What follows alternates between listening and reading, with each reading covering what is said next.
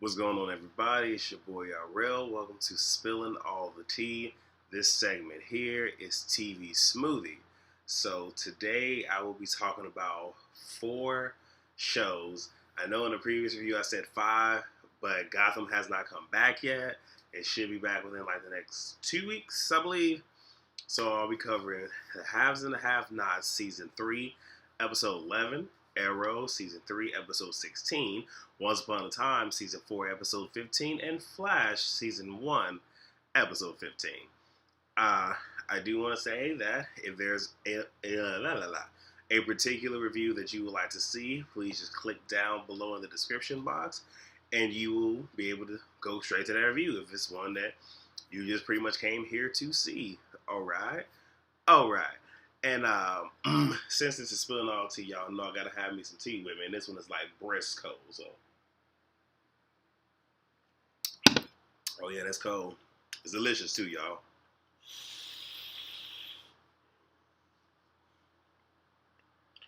And before I get fully started, I think this review I'm probably going to spend more time talking about Flash than anything, because a lot happened.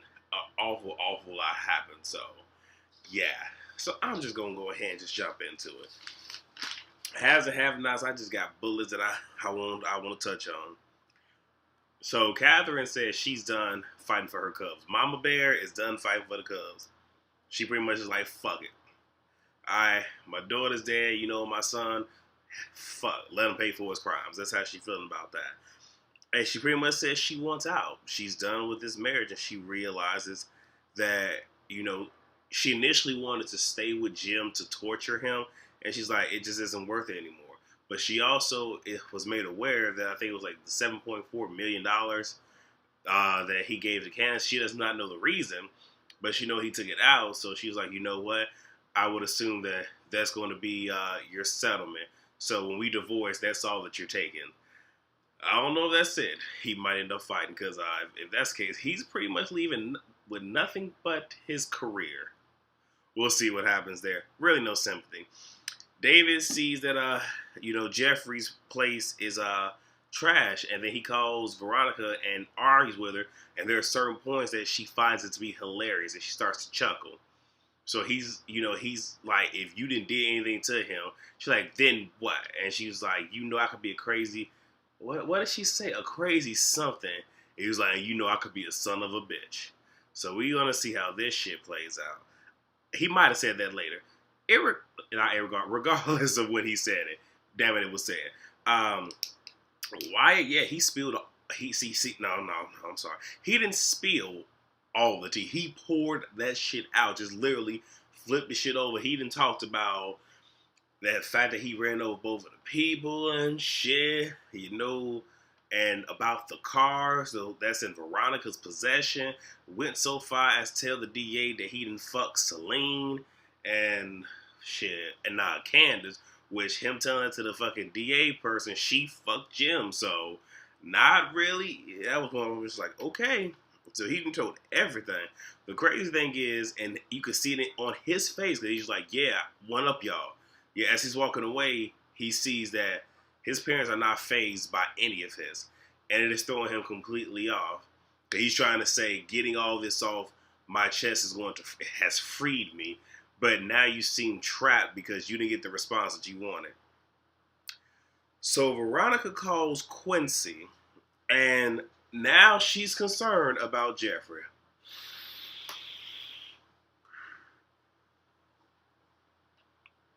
And he says, and he was like, all I did was this and this and that. And they start going back and forth with each other. And she was like, I will put your ass back in jail. And he was like, look, I beat his ass as you told me to. The fact that he done lied to me, this shit pretty much personal now. He's like, and if I go back to jail, I'm going back to jail for 2 things. Because I killed your son and because I raped you. I was like, well, damn. Okay, well, he has, it's obvious he wanted to, to get the nookie, but fuck. Great extremes, people. Great extremes. So, Jeffrey, he goes to the hospital, gets checked out, but he doesn't want to say anything. It doesn't even look like he got any fucking treatment for it. At least get cleaned up before you leave and shit. whatever. He runs into. Give me a second, y'all. He runs into, because I just put Jeffrey Tales all here. So, but he runs into Candace and his father in Candace's room, and his father is trying to get all this information out of him, and it's like he doesn't want to give it up. And he finally just kind of tells it all that mom was the orchestrator of all this, and David doesn't want to hear it. He really does not. So, but I mean, he got all the information that he needs. So, of course, Veronica is going to be confronted about this information.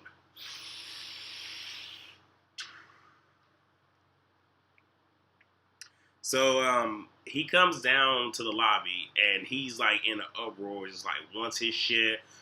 Is telling Maggie get my car, woo wah whoop, this, that, and third, and you go see Veronica. Maggie's like, I think it was either Maggie or Lana, just like, no need. She's right there, and she walks in, grabs a drink, and literally like throws the shit in Maggie's face. And pretty much she's saying, why are you always so close to my husband? And I think Maggie said something along the lines of, because you never are. I was like, now you know them fighting words right now. But they begin to go back and forth. And I'm talking, when I say they, I mean Veronica and David. And she believes that David called the DA. Because she's just like, so what? Is it what you want to do? Get me locked up. David wants to know about Quincy. He's like, he wants to know. And, she admits that, yeah, I did it. I told him to beat his faggot ass so he can beat the shit out of him. If I was strong enough, I would have. And I'm just like, you have absolutely no fucking remorse. Absolutely none. I'm like, I was confused, y'all. I'm not even gonna lie. I was just like, okay, I ain't trying to be that one. So David calls her a simple bitch. And she's like, pretty much want to call me that again. He's like, yeah, I married a delusional, simple bitch. And she slaps his ass. And she pretty much starts flipping tables, flipping chairs, throwing glass and shit, breaking the ball. And hey, she busting the liquor bottles behind the dang going. Why are you busting? That's good liquor. You don't bust up good liquor. But even after busting up all the good liquor and shit, she gets back in David's face, and David just walks the fuck off on just like, you done made yourself look like a complete fucking ass in public. And the, not necessarily security, because they really want security, but some of the management was like, miss, you have to leave. I'm like, see, no, that's grounds to get your ass arrested. You're not gonna be in my motherfucking establishment, flipping tables and shit, and breaking shit, and spilling all that good liquor. At a minimum, your ass paying for what the fuck your ass done fucked up. I'm just saying. Not saying, I'm just saying. But, I mean, pretty much that's mostly the good parts of the episode. Not to mention, Candace is buying 2 pieces of property, one for her, one for her brother, more or less in the process of doing it. And I would assume had someone at the auction, because there was one person on the phone bidding. So it's safe to assume that she was at the auction bidding for the tow trucks and whatnot, that I guess she's going to bestow and bless her brother with. So you guys, that right there is my haves and have not. Not really a review. I guess we call it a recap. Well, just talking points, y'all. That's just talking points. So now we get to Arrow. So Thea is begging Nyssa just to kill her. And this whole thing is, okay, your brother tried to say he did it. Okay, all this other stuff. I don't believe you. Don't really know who did it. Who the fuck cares? I'm not going to kill you. And, of course, Roy and Laurel comes in. Nice little fight scene. I guess Roy hits her with a dart. She's knocked out. Put her back in the cage. Blah, blah. Roz is, I forget the name of it, y'all. So, for y'all who know, put it down below for me. But pretty much his fountain to use it. It's like, it's losing its power, its strength. And he tells this to Oliver. He was like, since you already beat death, you are the perfect person to, take this from me and be the next Ra's al Ghul. And he predicts that people in this town are going to turn on you. And the woman, or dare we say women that you love, they're going to leave you. So there's really no need for you to stay here as Oliver Queen or as Arrow. It's probably best that you take this platform here because you can do so much more. And he allows Dig and Malcolm to leave as a sign of good faith. It's pretty much a good gesture. And, Oliver leaves Malcolm with the as a house guest. She's not happy about that. Captain Lance, he pretty much is done with Arrow, which is part of what Rawls, I guess, predicted coming to fruition. Nyssa goes to see her father, and she's pissed because she's just like, okay, Malcolm is still living, the fuck. And he's looking at her, and he's like, you might want to watch your tone. And, she gets to an uproar, and he pretty much told her, like, I'm offering the spot to Oliver, and I released him as a sign of good faith, and she got pissed. I think she tried to stab him, shank him, didn't quite work. And she says that she will not stand while he offers her legacy to an outsider. And Ross is like, don't, or then don't, or something along those lines. So she storms out, she leaves. Felicity reminds Oliver why he does what he does. Like, why he is being Arrow, And she says all this to him when she finds out about his proposition. And she even said to him, you the reason that I left, because you had the opportunity. You pushed me away. So she's like, you can't get mad at me for that. You can't get mad at Lance for what he's doing, but you're not doing this for someone to say thank you at the end of the day. That's not why you started this journey. So in the midst of, of crime and the fight scene that happens in every damn episode, how can I say? I'm trying to really make the best of this. All right, so the guys, that is the gang and everything, because part of this is not really relevant what it is, but they go in, try to take out, some of the officers at the station and whatnot. Oliver comes in, to help save the day. Nyssa shows up because she goes in to help as well. And they pretty much end up subduing the lead guy, quote unquote, but several others get away. And Nyssa pretty much talks to Lawrence, it's like, well, I needed something to remind me of Sarah. Yeah, the same exact time I see you're having father trouble, I know how that is, so maybe we could talk about it. And even hints to, I could train you. So she's probably going to get trained. We'll see how that goes. I'm not even going to talk about what I think they'll have. I'm going to leave that alone. So Oliver is told that he can continue to resist Roz's offer, but know that it will come with consequences. And Thea falls back into the arms of Roy. She probably fell on to something too. Hint, hint, wink, wink, nudge, nudge. Y'all know what I'm talking about. And Roz shows up dressed as Arrow to the, I want to say like 4 gang members that were still left, pops off 3. And he didn't, injure them. He killed them with arrows and told the one survivor, tell everybody what you saw. So this is his way of forcing his hand and, causing, the people to turn against Arrow. So we will see how that plays out. So now we get to Once Upon a Time. I'm going to go ahead and again give y'all these talking points and everything. So Regina is to infiltrate the troublesome trio, as I like to call them, or the witches. And, she joins them and tries to gain their trust. Gold says that, let me see, there's going to be a war. He says this to the girls, that there's going to be a war, and everybody's going to have to choose sides, to include Regina. And there's a flashback, and we actually see Maleficent and Regina's past. And long story short, Regina was trying to learn from Maleficent. Maleficent lost her fire. There was this burning tree that still was burning full of the fire from when she just like demolished that place. But again, Maleficent does not have that fire inside of her to turn back into a dragon. So she goes to that place, sucks that fire in. She can turn back into a dragon. She has her power back. So that right there shows the relationship and the dynamic between Regina and Maleficent, and why Maleficent is trying to see if Regina is really back to being her old self. So it's revealed that in order for them to, like, there's a missing piece or key to this whole story, and it's Pinocchio.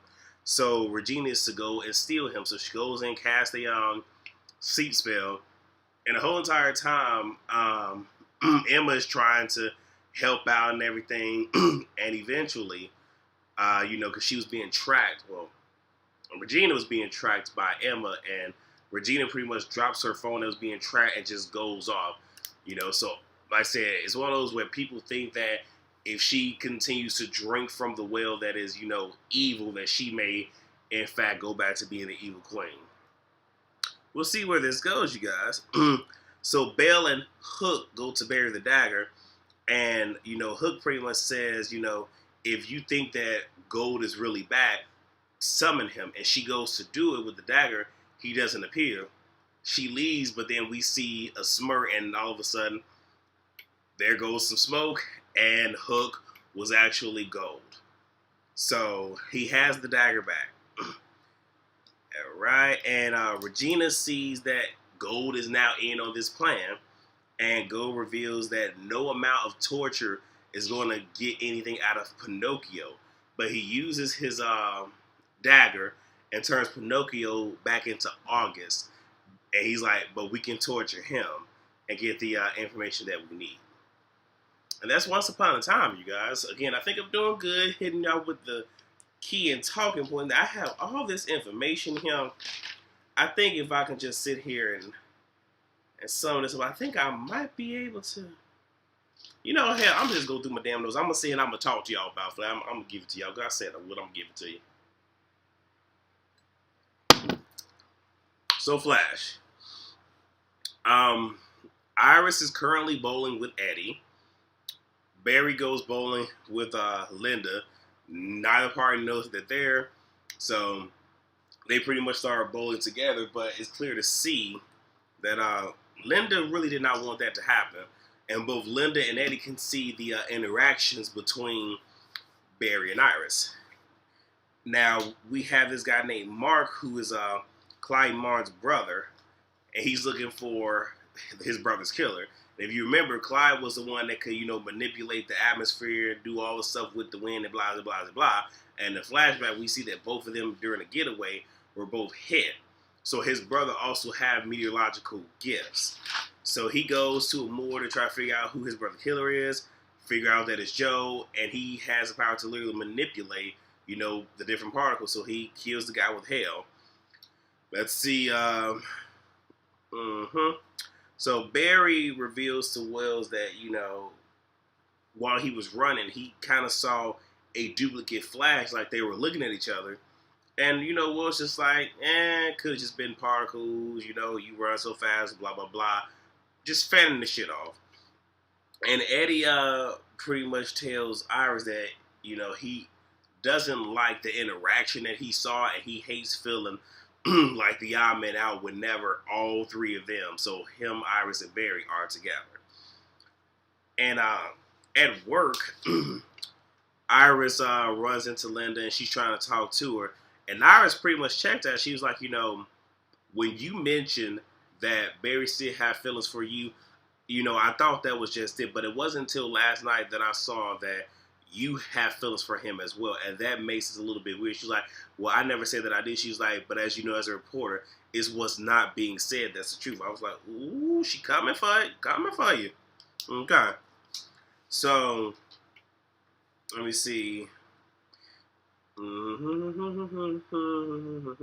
Alright, so Mason, I guess we want to say Iris' mentor, is digging up dirt on Wells and convince her to do the same. So she goes to Barry and is trying to see if Barry knows anything. Barry talks to Cisco and kind of reveals, that this one guy from way back when it had gone missing. So don't really know, the goings on.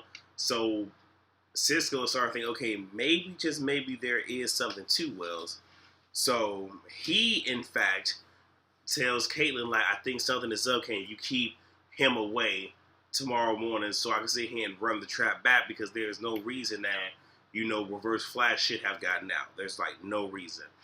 So Barry finds out from Mason that he has information about Wells that's going to reveal him for who he is. And he's going to have to find out when the paper comes out. So we'll find out about that at some point. Iris tells Barry she doesn't feel that Linda is right for him. And he asks, then who is? But then there's a ... So Cisco tries to recreate the trap for Reverse Flash, and as he does it, he sees that Reverse Flash is actually in the trap. Cuts away.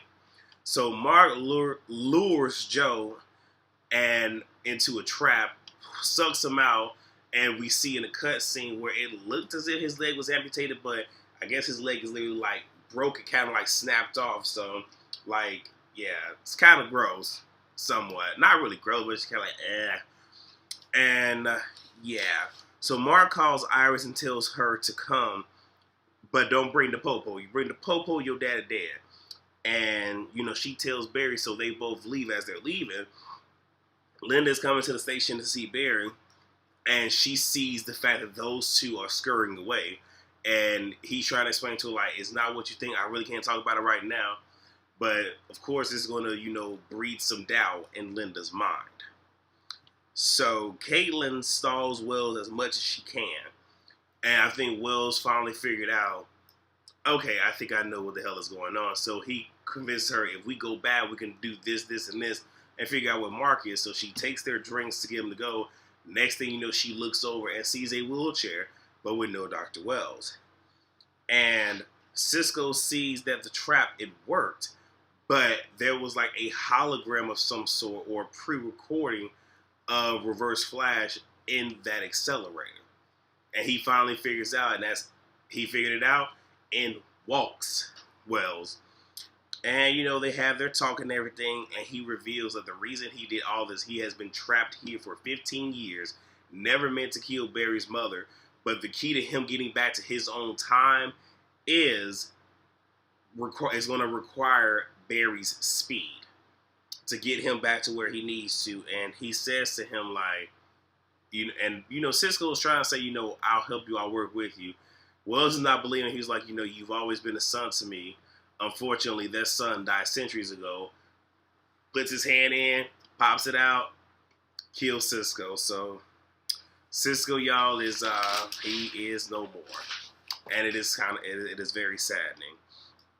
So Barry tries to shoo off Iris, and she reveals that she can't stop thinking about him. He tells her, I never stop thinking about you. Barry brings her in for, the kiss, all that schmooching. And Mark pretty much is bringing in a tsunami. And Barry calls Caitlin, like, how can we stop this? She's like, I got something to say. He's like, look, like, I need to stop this right now. We can talk later. Because she's about to spill all the tea.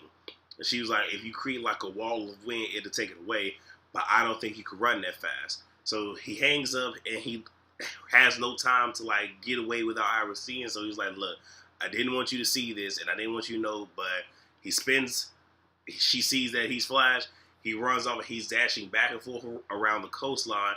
And all of a sudden, he pops back to that night that he had looked and saw the other Flash that he saw running side by side. And now we see that he went back in time. And you guys, that right there is for the Flash. So, again, this right here was my TV Smoothie segment. The Have and Have Not, Arrow, Once Upon a Time, and Flash. First and foremost, if I've forgotten anything, please leave it down below. We can also discuss things below. Like I said, I have my ideas of what's going to happen in some of these, series. I want to know what you guys think. So since this is spilling all the tea, you guys know that I spill off the tea so y'all can catch it. I got me some tea right now. As always, please rate, comment, subscribe, share with a friend, share with a loved one. Share it on social media so we can get some more people over here. To all my old subscribers, thank you guys for, riding out with me. For the new subscribers, welcome. For all those who are just doing the drive-by, you guys are more than welcome to play around, and hopefully there is something here that you like. So again, to everyone that is watching, thank you for watching me. Thank you for all the support, and until next time, I love all of you. Peace.